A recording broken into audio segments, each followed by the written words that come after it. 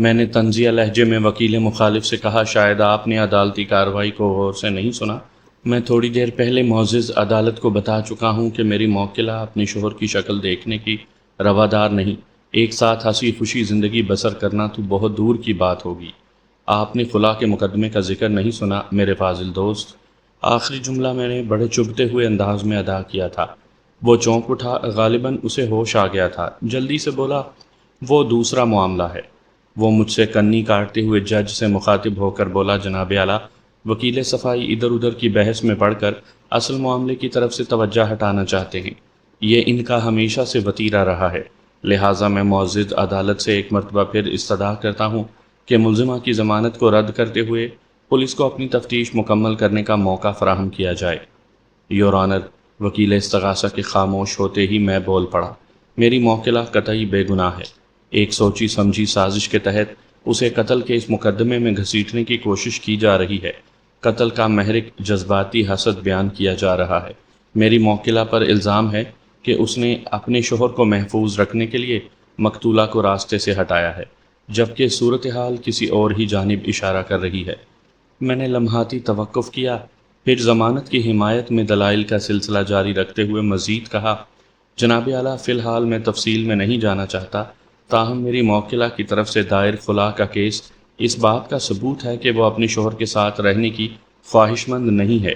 نیز اس کی بیٹی نے جس طرح باپ کو چھوڑ کر اس کا ساتھ دیا ہے، اس سے تو یہی ظاہر ہوتا ہے کہ وہ ماں بیٹی اب اس گھر میں جانے اور وہاں زندگی گزارنے کے حق میں ہرگز نہیں ہے۔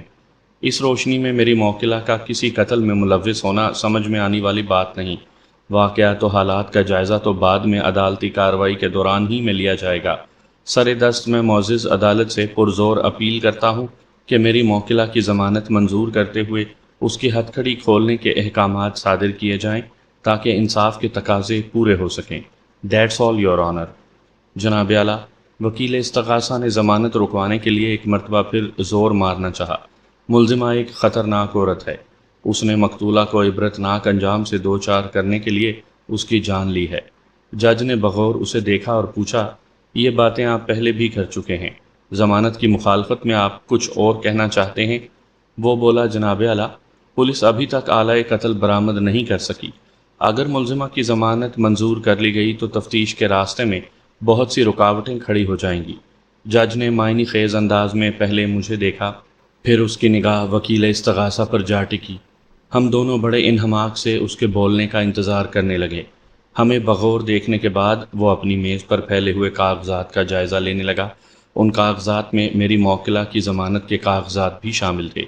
تھوڑی دیر بعد جج نے گردن اٹھائی اور میری موکلہ کی ضمانت کو نامنظور کرتے ہوئے اس کیس کی ملزمہ کو 7 روزہ ریمانڈ پر پولیس کی تحویل میں دے دیا۔ اس کے ساتھ ہی جج نے بڑے واضح الفاظ میں انکوائری آفیسر کو تنبیہ بھی کر دی کہ ریمانڈ کی مدت کے دوران میں ملزمہ کے ساتھ کسی قسم کا ناروا سلوک نہ کیا جائے۔ ہم عدالت سے باہر آئے تو لیڈی ڈاکٹر نے مجھ سے کہا، وکیل صاحب، میری دوست کی تو ضمانت نہیں ہو سکی، یہ بیٹھے بٹھائے کس آفت کی زد میں آ گئی ہے۔ میری موکلہ کی وہ دوست اس کی بیٹی کے ساتھ اس دن عدالت آئی تھی اور وہیں اس نے اپنا تعارف کروایا تھا۔ میری موکلہ کی نوجوان بیٹی بھی اس کے ساتھ تھی اور خاصی آزردہ نظر آتی تھی۔ میں نے ان کے ساتھ ساتھ چلتے ہوئے لیڈی ڈاکٹر سے کہا، قتل کے ملزمہ کی ضمانت کے امکانات 1% سے زیادہ نہیں ہوتے، تاہم آج کی کارروائی بڑی تسلی بخش رہی ہے۔ میں نے اپنی موکلہ کے حق میں ایک کشادہ راہ بچھا دی ہے، انشاءاللہ کامیابی ہی حصے میں آئے گی۔ ملزمہ کی بیٹی نے بڑی امید بھری نظروں سے مجھے دیکھا اور پوچھ بیٹھی، وکیل صاحب، میری ممی کو سزا تو نہیں ہوگی نا؟ اس کے اس مختصر سے الفاظ میں زمانے بھر کا کرب چھپا ہوا تھا۔ میں نے شفقت بھری نگاہ سے اسے دیکھا اور تسلی آمیز لہجے میں کہا، نہیں بیٹا، تمہاری ممی اس کیس سے باعزت بری ہو جائے گی، تم اس کے لیے دعا کرنا، اور اگر تمہاری گواہی کی ضرورت پیش آئی تو میں تمہیں عدالت میں بھی پیش کروں گا، تم بے خوف و خطر سب کچھ سچ سچ بتا دینا۔ وہ میری تشفی بھری باتوں سے بڑی حد تک مطمئن نظر آنے لگی اور خاموشی سے اسبات میں سر ہلا کر رہ گئی۔ میں لیڈی ڈاکٹر کی جانب متوجہ ہو گیا اور گہری سنجیدگی سے کہا، اس 1 ہفتے کے ریمانڈ کے دوران میں ہمیں ہاتھ پر ہاتھ رکھے بیٹھے نہیں رہنا۔ کیس کی تیاری کے لیے تھوڑا ہوم ورک اور تھوڑا فیلڈ ورک کرنے کی ضرورت ہے۔ وہ بڑی توجہ سے میری بات سن رہی تھی۔ میں نے مزید کہا، ہوم ورک میرے فرائض کا حصہ ہے، جبکہ فیلڈ ورک میں مجھے آپ کے اور ملزمہ کے بھائی کے تعاون کی ضرورت ہے۔ وہ بولی، میں ہر طرح کے تعاون کے لیے تیار ہوں، لیکن ملزمہ کے بھائی کے بارے میں کچھ نہیں جانتی۔ وہ کہاں رہتا ہے، کیا کرتا ہے، اور آیا یہ کہ وہ تعاون کے لیے تیار بھی ہوتا ہے یا نہیں؟ میری معلومات کے مطابق ان بہن بھائیوں کے تعلقات خاصے کشیدہ تھے۔ تعاون والا معاملہ آپ مجھ پر چھوڑ دیں۔ میں نے اس کی مشکل آسان کرتے ہوئے کہا، آپ آج یا کل کسی وقت اس شخص کو اپنے ساتھ لے کر میرے دفتر میں آ جائیں، میں تفصیل سے سمجھا دوں گا کہ آپ لوگوں نے کس نوعیت کا فیلڈ ورک کرنا ہے۔ میں سپہر کے بعد سے رات 8 بجے تک اپنے دفتر میں موجود رہتا ہوں۔ میں نے تھوڑا توقف کیا، پھر اضافہ کرتے ہوئے کہا، آپ اپنی دوست کے بھائی کا ایڈریس نوٹ کر لیں۔ پھر میں نے غریب آباد میں رہائش پذیر ملزمہ کے بھائی کا پتہ اور فون نمبر لیڈی ڈاکٹر کو نوٹ کروا دیا۔ وہ دفتر آنے کا وعدہ کر کے رخصت ہو گئی۔ میں پارکنگ میں موجود اپنی گاڑی کی جانب بڑھ گیا۔ آئندہ روز حسب وعدہ لیڈی ڈاکٹر ملزمہ کے بھائی کے ہمراہ میرے دفتر آ گئی۔ ملزمہ کی بیٹی بھی ان کے ساتھ تھی۔ میں نے حالات و واقعات کو دیکھتے ہوئے بڑی تفصیل سے ان تینوں کو ان کے فرائض سے آگاہ کر دیا۔ انہوں نے مجھے اپنے تعاون کا یقین دلایا۔ ملزمہ کا بھائی ایک دبلا پتلا دراز قامت شخص تھا۔ اس نے ہلکی پھلکی داڑھی بھی رکھی ہوئی تھی۔ اپنی بات چیت اور چہرے کے تاثرات سے وہ اکھڑ مزاج اور غسیلہ لگتا تھا۔ تاہم میں نے اس کی شخصیت میں ایک خاص بات نوٹ کی، اور وہ یہ کہ وہ اصول کا بندہ تھا۔ قانون و قاعدے کے پابند لوگ تھوڑے کرخت اور سخت مزاج ہی ہوا کرتے ہیں۔ میں نے اسے صورتحال کی نزاکت کا احساس دلایا تو وہ فوراً بہن کی مدد کرنے پر تیار ہو گیا۔ الغرض ریمانڈ کی مدت پوری ہونے تک ان تینوں نے میری مطلوبہ معلومات مجھ تک پہنچا دی۔ میں نے اس دوران میں کیس کی تحریری اور تقریری تیاری کر لی تھی، لہٰذا میں اس طرف سے مطمئن ہو گیا۔ اب جو بھی ہونا تھا آئندہ پیشی پر ہی ہونا تھا۔ ایک ہفتے کے بعد پولیس نے عدالت میں چالان پیش کر دیا۔ اس چالان یعنی استغاثہ کے موقف کو میں اختصار سے بیان کروں گا تاکہ عدالتی کارروائی کے دوران میں میری موکلہ پر عائد کردہ الزام پر روشنی پڑ سکے، اور اس روشنی میں کیس کے سارے زاویے نمایاں طور پر ابھر کر سامنے آ سکیں۔ استغاثہ کے مطابق اس قتل کا محرک ملزمہ کا شک تھا، جو وہ اپنے شوہر پر کرتی تھی۔ اس کے خیال میں اس کا شوہر شوبز کی عورتوں کے ساتھ ملوث تھا، اور انہی عورتوں میں ایک مقتولہ بھی تھی۔ مقتولہ کی طرف سے ملزمہ کو کچھ زیادہ ہی تشویش تھی۔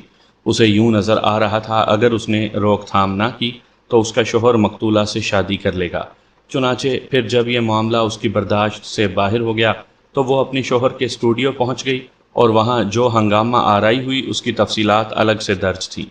استغاثہ کے مطابق ملزمہ کے شوہر نے اس اقدام کا سنجیدہ نوٹس نہ لیا، اور یہی وضاحت پیش کرتا رہا کہ ان کے بیچ کوئی قابل اعتراض تعلق نہیں۔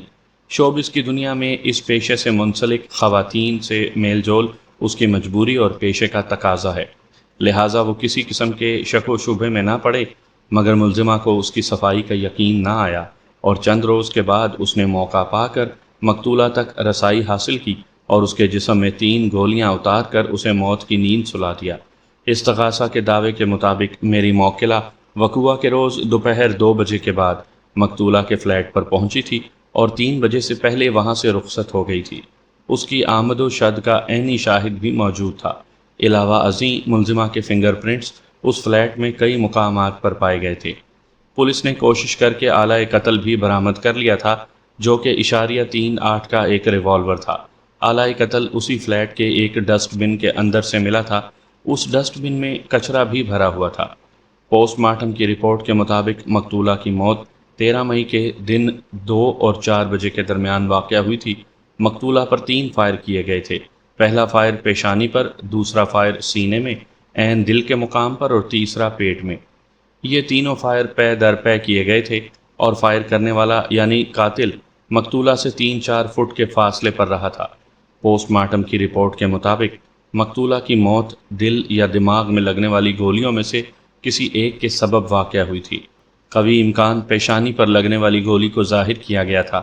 پہلے 2 فائرز میں سے 4 سے 5 سیکنڈ کا وقفہ بتایا گیا تھا۔ یہ اتنی قلیل مدت تھی کہ ان فائرز کو پے در پے ہی کہا جا سکتا تھا۔ منصف اپنی مخصوص سیٹ پر براجمان ہو چکا تو عدالت کی باقاعدہ کارروائی کا آغاز ہوا۔ استغاثہ کے موقف اور چالان کا میں ذکر کر چکا ہوں۔ سب سے پہلے اس کیس کا انکوائری آفیسر اپنی کارکردگی کی تفصیل بتانے کٹہرے میں آیا اور ایک چھوٹے سے بیان کے بعد مختلف نوعیت کی واقعاتی شہادتوں کی وضاحت کرنے لگا۔ برآمد شدہ آلۂ قتل .38 کا ریوالور سیلوفین تھیلی کے اندر جج کی میز پر رکھا تھا۔ انکوائری آفیسر اپنے حصے کا کام نمٹا چکا تو میں جج سے اجازت حاصل کرنے کے بعد اس کے کٹہرے کی جانب بڑھ گیا۔ وہ انکوائری آفیسر اپنے رینک کے اعتبار سے ایک سب انسپکٹر تھا اور خاصا سمارٹ دکھائی دیتا تھا۔ تفتیشی آفیسر صاحب، میں نے اس کی آنکھوں میں جھانکتے ہوئے سوال کیا، آپ کو اس واردات کی اطلاع کب اور کیسے ملی تھی؟ اس نے کھنکار کر گلا صاف کیا اور بولا، پولیس روزنامچے کے مطابق اس واقعے کی اطلاع ہمیں بذریعہ فون سپہر 3 بجے ملی تھی۔ یہ فون ایک عمر رسیدہ خاتون نے کیا تھا جو جائے واردات کے قریب ہی رہائش پذیر ہے۔ تھینک یو آیو صاحب، میں نے سوالات کے سلسلے کو آگے بڑھاتے ہوئے کہا، آپ کتنے بجے جائے وقوعہ پر پہنچ گئے تھے؟ ایک لمحے کو رک کر میں نے اضافہ کیا، اور یہ بھی بتاتے چلیں اطلاع فراہم کرنے والی خاتون نے آپ سے کیا کہا تھا؟ اس نے ناگواری سے مجھے دیکھا، لیکن جواب دینا اس کی مجبوری تھی، لہٰذا بلا تردد بتایا، میں 2 کانسٹیبلز کے ساتھ 3:30 بجے وقوعہ پر پہنچا تھا، اور اطلاع دینے والی بڑی بی کے الفاظ تھے، یہاں قتل کی ایک واردات ہو گئی ہے، آپ فوراً پہنچیں۔ اس کے جواب پر میں زیر لب مسکرایا اور پوچھا، پھر جب آپ موقع واردات پر پہنچے تو وہاں واقعی ایک قتل ہو چکا تھا؟ مقتولہ اپنے بیڈ پر مردہ پڑی تھی، اس کے جسم میں .38 کیلیبر کی 3 گولیاں اتاری جا چکی تھی، بالترتیب کھوپڑی، دل اور پیٹ میں۔ میں کچھ غلط تو نہیں کہہ رہا ہوں؟ آپ حقیقت بیان کر رہے ہیں، وہ سنجیدگی سے بولا۔ میں نے پوچھا، آپ کو یہ کیسے پتہ چلا کہ وہ قتل میری موکلہ نے کیا ہے؟ ہمیں موقع پر ایک ایسا بندہ مل گیا تھا جس نے انہی اوقات میں ملزمہ کو مقتولہ کے گھر جاتے اور آتے ہوئے دیکھا تھا۔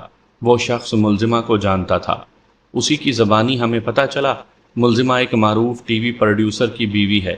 ایک لمحے کے توقف سے اس نے اضافہ کرتے ہوئے بتایا، اب وہ شخص استغاثہ کے گواہوں میں شامل ہے۔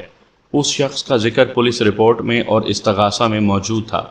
وکیل استغاثہ نے میری موکلہ کی ضمانت رکوانے کے لیے اس کا حوالہ بھی دیا تھا۔ میں نے جرح کے سلسلے کو آگے بڑھاتے ہوئے استفسار کیا، اس کے بعد آپ نے کیا کیا؟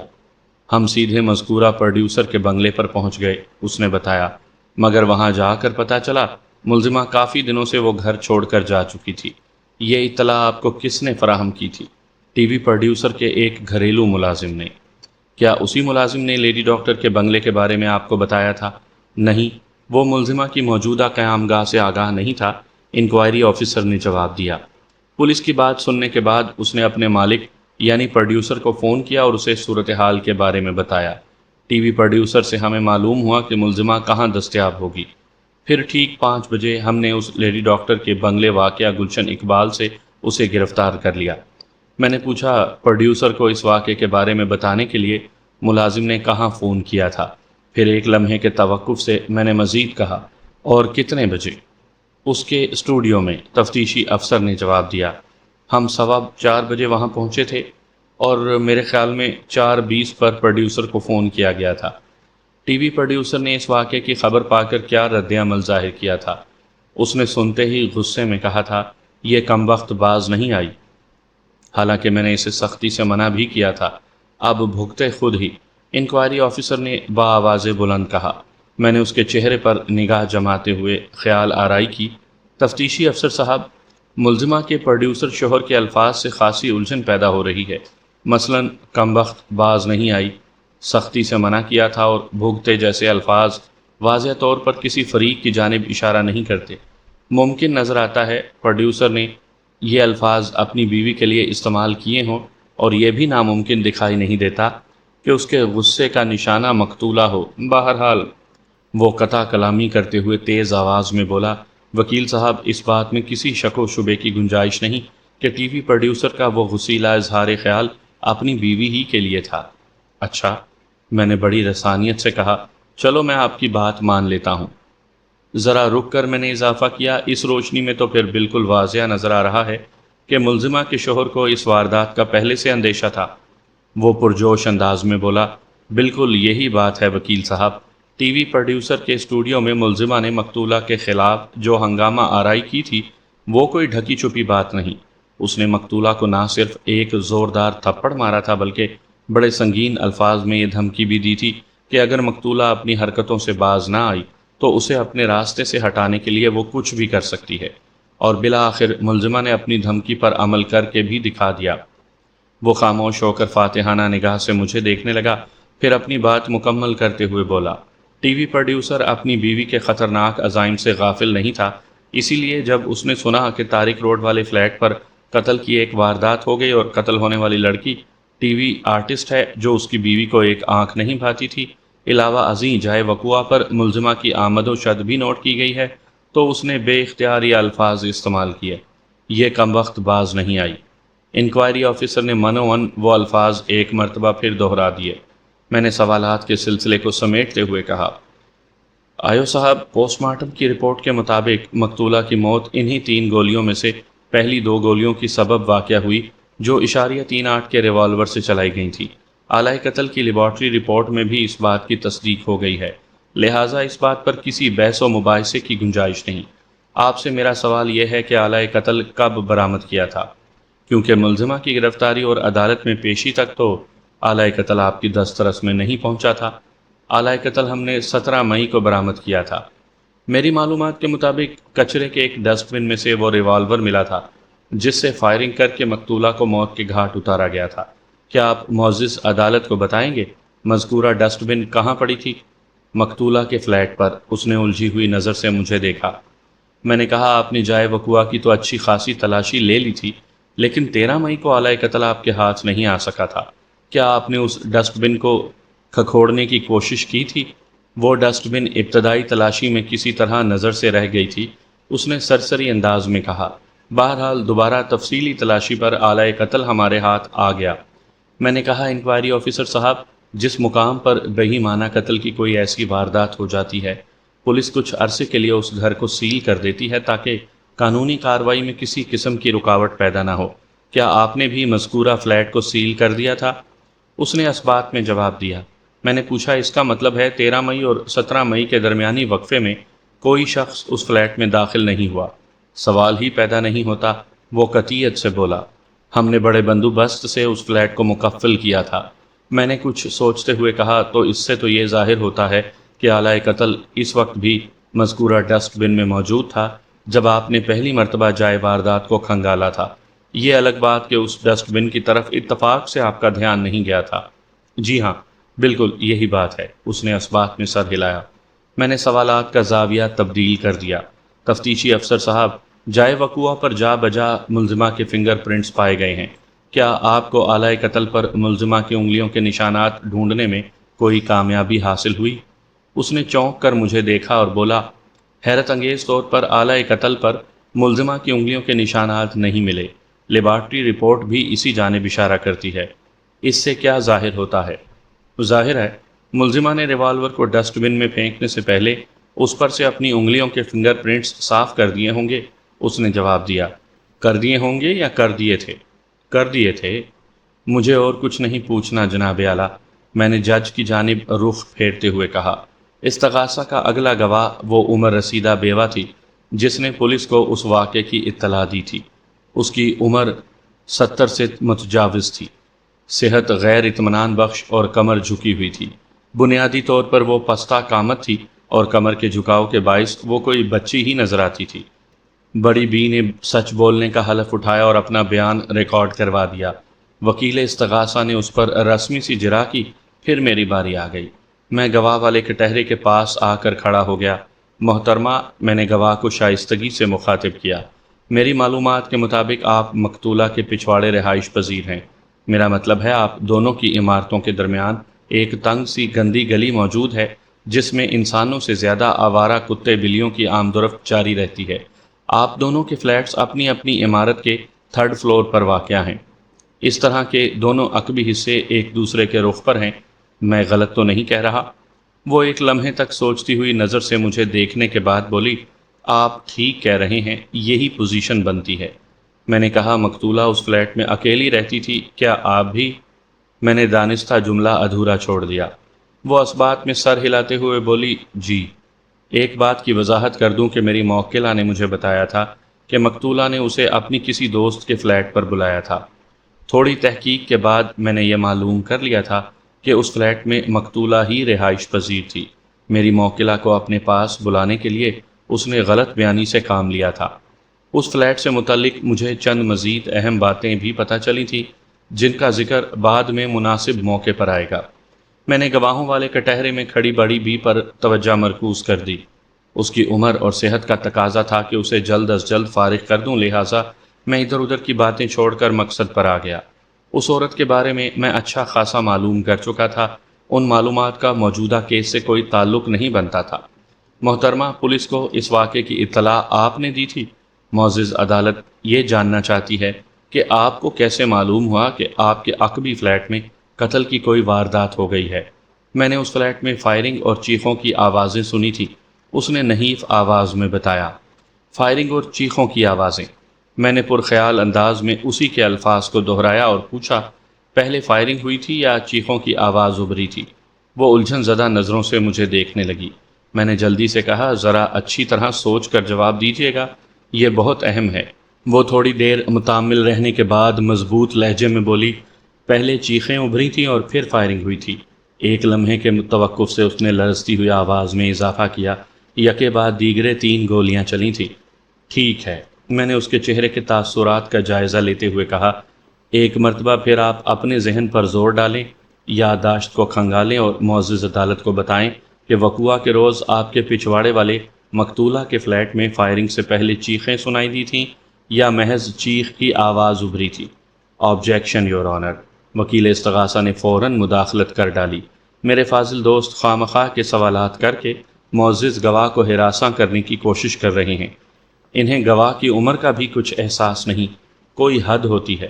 میں نے ترکی با ترکی کہا، مجھے گواہ کی عمر، صحت اور تکلیف کا پوری طرح احساس ہے، اسی لیے میں اس پر اپنی جرح جلد از جلد مکمل کرنا چاہتا ہوں، لیکن اگر آپ یوں ہی رکاوٹ ڈالتے رہے تو مجھے نہیں لگتا کہ میں انہیں فارغ کر سکوں گا۔ اور جہاں تک استغاثہ کی گواہ کو ہراساں کرنے کا تعلق ہے تو میں نے ایسی کوئی کوشش نہیں کی۔ آپ اپنے گواہ سے تصدیق کر سکتے ہیں۔ وہ اس بروقت اور مؤثر چوٹ پر سلگ کر رہ گیا، دل ملا کر بولا، اگر آپ گواہ کو ہراساں نہیں کر رہے تو پھر آپ بے تکے سوال کیوں اٹھا رہے ہیں؟ چیخ ابھری ہو یا چیخیں، اس سے کیا فرق پڑتا ہے؟ بہت فرق پڑتا ہے میرے فاضل دوست، میں نے تلخی سے کہا۔ جج مجھ سے مخاطب ہوتے ہوئے بولا، وکیل صاحب، آپ لوگ آپس میں نہ الجھیں اور عدالت کی کارروائی کو آگے بڑھائیں۔ جناب اعلیٰ، یہ سارا الجھاؤ میرے فاضل دوست پیدا کر رہے ہیں، میں نے کہا۔ جج نے وکیل استغاثہ سے پوچھا، کیا آپ کا گواہ وکیل صفائی کے سوال کا جواب دینے پر معترض ہے یا آپ کو اس میں کوئی قباحت نظر آ رہی ہے؟ جج کا لہجہ قدرے سخت تھا۔ وکیل استغاثہ نے خفیف ہو کر کہا، کوئی قباحت نظر نہیں آ رہی جناب اعلیٰ۔ خاتون وکیل صفائی آپ سے جو کچھ پوچھ رہے ہیں اس کا درست جواب دیں۔ جج نے براہ راست گواہ کو ہدایت دی۔ ہماری اس نوک جھونک نے بڑی بی کو خاصا نروس کر دیا تھا۔ وہ تو پہلے ہی بڑی اپسیٹ زندگی گزار رہی تھی۔ زندگی کا ساتھی عرصہ ہوا ساتھ چھوڑ کر دوسرے جہاں کا باسی ہو گیا تھا۔ اولاد جوان ہوئی تو پرندوں کی مانند انہوں نے بھی گھونسلہ چھوڑ دیا اور اپنی اپنی من پسند سمت میں پرواز کر گئے۔ اب وہ تھی اور اس کی تنہائی تھی۔ یہ زندگی بھی بھلا کوئی زندگی تھی؟ میں نے اس قابل رحم بیوہ کی مشکل آسان کرتے ہوئے ایک مرتبہ پھر اپنے سوال کو دہرایا تو اس نے جواب دیا، مجھے یاد پڑتا ہے، وہ ایک طویل نسوانی چیخ تھی، خوف و دہشت میں ڈوبی ہوئی ایک درد انگیز چیخ، اور اس چیخ کے ساتھ ہی فائرنگ کی آواز گونج اٹھی تھی۔ میں نے سوالیہ انداز میں کہا، جی ہاں۔ اس نے اس بات میں سر ہلایا۔ پھر پے در پے فائر ہوئے تھے اور آپ نے پولیس کو فون کھڑکا دیا تھا؟ یہ میرا فرض تھا۔ کیا آپ نے چیخنے والی کو اپنی آنکھوں سے دیکھا تھا؟ نہیں، وہ قطعیت سے بولی۔ میرے بیڈ روم کی کھڑکی سے مقتولہ کے بیڈ روم کی کھڑکی دکھائی دیتی ہے۔ چیخ اور پھر فائرنگ کی آواز سننے کے بعد میں نے اپنے بیڈ روم والی کھڑکی کھول کر دوسری طرف کا جائزہ لینے کی کوشش کی تھی، لیکن مجھے مذکورہ کھڑکی بند ملی تھی، اس لیے میں مقتولہ کے بیڈ روم میں جھانکنے میں ناکام رہی تھی۔ میں نے جرح کے سلسلے کو جاری رکھتے ہوئے کہا، اس کا مطلب ہے آپ نے قاتل کی جھلک بھی نہیں دیکھی ہوگی؟ مقتولہ کے بدن میں 3 گولیاں اتارنے والی شخصیت کے بارے میں آپ کچھ نہیں جانتی؟ اس نے اس بات میں جواب دیا۔ میں نے کہا، گویا وہ قتل آپ کی نگاہ کے سامنے نہیں ہوا۔ جی ہاں، میں نے صرف ایک وحشتناک نسوانی چیخ اور پے در پے 3 فائرز کی آوازیں سنی تھیں۔ اس نے تصدیق کرنے والے انداز میں کہا، یہ تو مجھے بعد میں معلوم ہوا کہ اس فلیٹ میں رہنے والی ٹی وی آرٹسٹ کو کسی نے قتل کر دیا ہے۔ میں نے فاتحانہ نظر سے باری باری وکیل استغاثہ اور تفتیشی آفیسر کو دیکھا، پھر روئے سخن استغاثہ کی جانب موڑتے ہوئے قدر سخت لہجے میں پوچھا، محترمہ، جب آپ نے چیخنے والے کی شکل نہیں دیکھی، فائرنگ کرنے والے کی صورت آپ کو نظر نہیں آئی، تو پھر آپ نے یہ فتویٰ کیسے جاری کر دیا کہ اس فلیٹ میں قتل کی ایک واردات ہو گئی ہے؟ وہ حیرت بھری نظر سے مجھے تکتے ہوئے بولی، میں نے تو ایسا کوئی فتویٰ نہیں دیا۔ اس کی جھریوں بھرے چہرے پر حیرت اور الجھن کی آمیزش نے ایک عجیب سا تاثر پیدا کر دیا تھا۔ میں نے ایک ایک لفظ پر زور دیتے ہوئے پوچھا، کیا آپ نے پولیس کو اطلاع دیتے وقت یہ الفاظ استعمال نہیں کیے تھے؟ یہاں قتل کی ایک واردات ہو گئی ہے، آپ فوراً پہنچے؟ نہیں، وہ ہکلائی۔ آپ کو یہ بات کس نے بتائی ہے؟ میں نے نشاندہی کرنے والے انداز میں انکوائری آفیسر کی جانب انگلی اٹھا دی۔ اس کے ساتھ ہی عدالت کا وقت ختم ہو گیا۔ آئندہ پیشی پر استغاثہ کی جانب سے 3 گواہ عدالت میں پیش ہوئے۔ ان تینوں گواہوں کا تعلق پروڈیوسر کے اسٹوڈیو سے تھا، اور گواہی میں اس بات پر زور دیا گیا تھا کہ ہنگامہ آرائی کے موقع پر ملزمہ نے مقتولہ کو نہ صرف ایک زوردار تھپڑ مارا تھا بلکہ خطرناک نتائج کی دھمکیاں بھی دی تھیں۔ وکیل استغاثہ نے اس ایشو کو ممکنہ حد تک اچھالنے کی کوشش کی تھی کہ میری موکلہ نے مقتولہ کو ایک خطرناک دھمکی دی تھی۔ گواہوں پر جرح کرتے ہوئے مختلف زاویوں سے وکیل مخالف نے ملزمہ کی دھمکی کو قتل کے عزائم سے تعبیر کرنے کی صحیح کی۔ ان تینوں گواہوں میں ایک کیمرہ مین، دوسرا میک اپ مین اور تیسرا اسسٹنٹ پروڈیوسر تھا۔ میں نے اول الذکر 2 افراد کو سرسری جرح سے نمٹا دیا اور اسسٹنٹ پروڈیوسر کی خبر گیری شروع کر دی۔ استغاثہ کے گواہ اس اسسٹنٹ پروڈیوسر کی عمر 40 کے قریب ہوگی، رنگ گہرا سانولا، قد متناسب اور بدن فربا۔ چندیا صاف ہو چکی تھی، تاہم کناروں پر بالوں کی ایک جھالر سی باقی تھی جو احساس دلاتی تھی کہ کبھی یہ کھیتی ہری بھری ہوا کرتی تھی۔ اس شخص کی ایک آنکھ میں تھوڑا عیب تھا، جس کے سبب یہ معلوم ہوتا تھا جیسے وہ آپ کو نہیں بلکہ آپ کے دائیں بائیں کسی کو دیکھ رہا ہو۔ میں نے کھنکار کر گلا صاف کیا اور وٹنس باکس میں موجود اس ہٹے کٹے شخص سے مخاطب ہوتے ہوئے کہا، آپ ابھی اسسٹنٹ کے طور پر کام کر رہے ہیں، مستقبل میں آپ بھی مکمل پروڈیوسر بن جائیں گے۔ اگر میں ابھی سے آپ کو پروڈیوسر کہنا شروع کر دوں تو آپ کو کوئی اعتراض تو نہیں ہوگا؟